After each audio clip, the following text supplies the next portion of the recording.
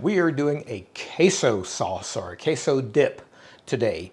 And this one is a little bit different in that it doesn't use normally you would use something like a Velveeta or something like that. We're actually using real cheese in this sauce. So the base of this sauce is going to be a bechamel sauce.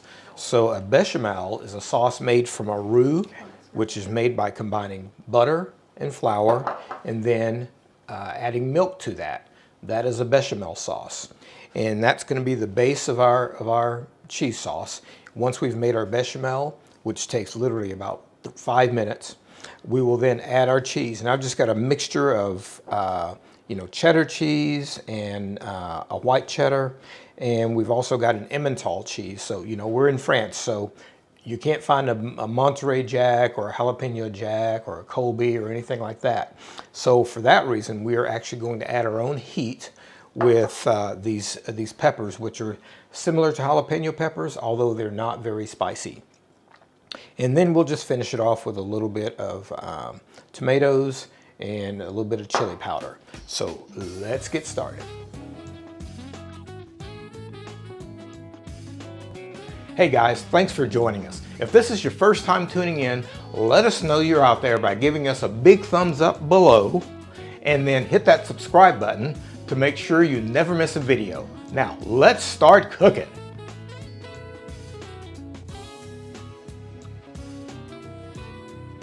To start our bechamel, like I said, it's going to be a roux is the base. So for our roux, I've got 25 grams or about 2 tablespoons of butter.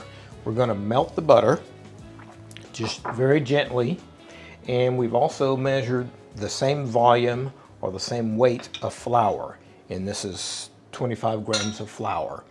It's about 2 tablespoons worth. So once our butter gets melted, we will then add the flour to it. And this is just a basic roux, and a roux is literally, it's just a mixture of fat and flour.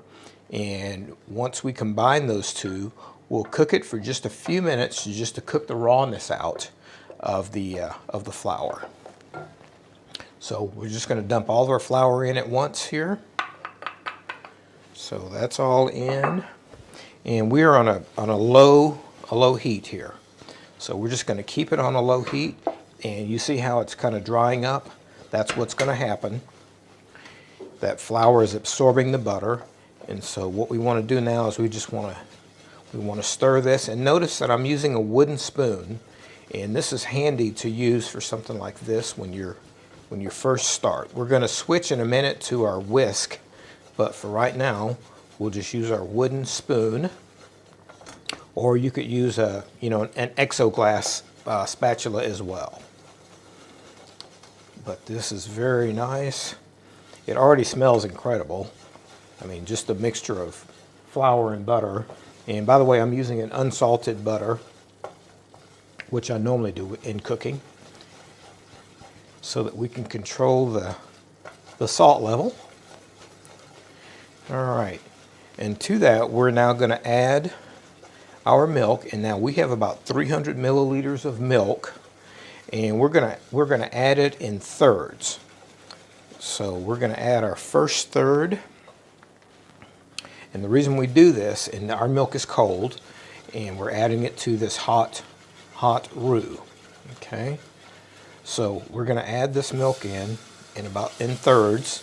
We'll get the first third kind of stirred in, and what's going to happen is that this is going to start thickening up. I don't know if you can see that, but I'll show it to you here in a second. It starts thickening up just like that. All right, and now we're going to add our second third in, and we just want to keep moving that around. And at this point, we can switch to our whisk, and this way we will be assured not to get any lumps, and we don't want to splash too much, so I'm being pretty conservative with the way that I'm whisking this. We just want to make sure we get this all worked in. And if you notice it cooking too quickly, you can always, take it off the heat. If you see that it's getting just really, really thick, really fast, and you just need to whisk it very vigorously because we do want this to be smooth. I'm going to take it off the heat. You can see that. It's getting nice and smooth. Okay. And now let's add our last bit of milk in.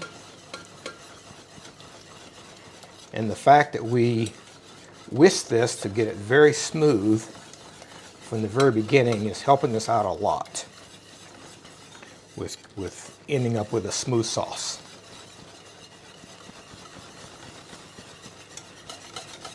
Now, normally in a bechamel, if you're making just a regular bechamel sauce and you're not making a cheese sauce or a spicy cheese sauce, you would add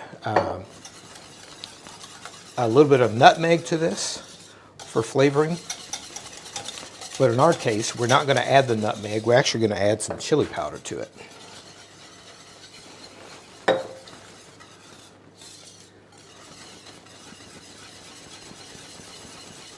Okay.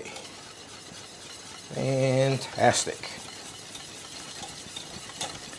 And you just want to continue to whisk this until it's nice and smooth. Look how nice and smooth and creamy that is. Beautiful. All right, so I'm going to go ahead and season our sauce. Put a little bit of salt in.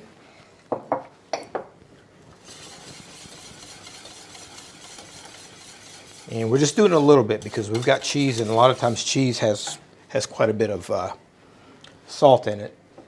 We don't have a very salty cheese today, but it could get salty. All right, so now we're just going to add our cheeses. I'm going to take it off while we do this. And we just want to get our cheese stirred in.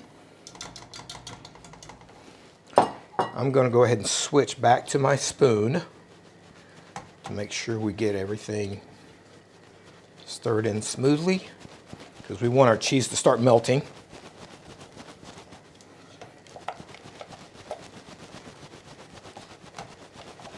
And we just continue to add our cheese. And depending on your particular taste, you may want less or more cheese. We'll just continue to stir around. And a little bit more. And now you could add some tomato sauce to this if you wanted to make a true chili con queso and have that tomato flavor as part of the sauce. We're really making what's called a Mornay sauce. It's really a spicy Mornay sauce, but a Mornay sauce is a bechamel sauce with cheese mixed into it.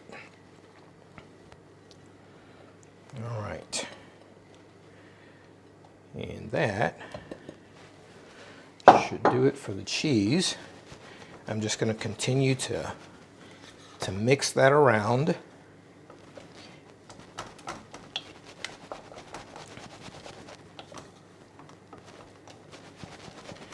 All right, and now I'm going to go ahead and put in our peppers. And again, it looks like a lot, but these are not hot peppers, so we'll put a little bit of chili powder in there.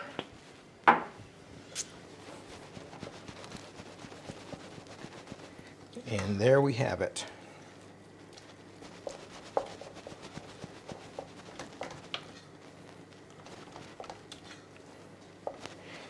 All right, I'm just going to add a few of the tomatoes here. And again, you could certainly put some tomato sauce in this if you wanted to assure that it was a little bit more liquid.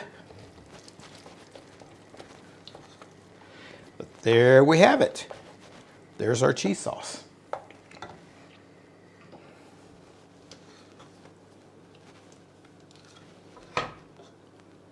Look at that.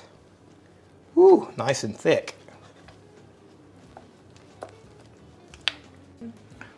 All right, look at our cheese sauce. Oh man, nice and just nice and thick and beautiful. So we're gonna do cheese dip a couple of different ways. One, just a regular dip, and then the second one, we'll just add it to our beef. We've got some nice ground beef taco meat that we can mix in. And let's just finish it with a little cilantro leaf there. Same thing here. A little bit of red, maybe some cayenne around the top. Very good. And there we have it. Now, if you're serving this for a party, you may want to leave your cheese in a crock pot, a small crock pot, just so that it stays warm, because as it cools, it's going to thicken and be difficult to eat. But I think this will be great. Let's give it a try.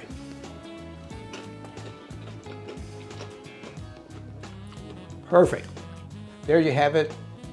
Cheese sauce 2 ways, made with real cheese. You can get rid of that Velveeta. If you enjoyed this video and you'd like to see more, give us a thumbs up below and hit that subscribe button. It's free. And ring the bell if you want to be notified as soon as we release a new video. Also, let us know in the comments if you have any special recipe requests. We really appreciate you tuning in. See you next time.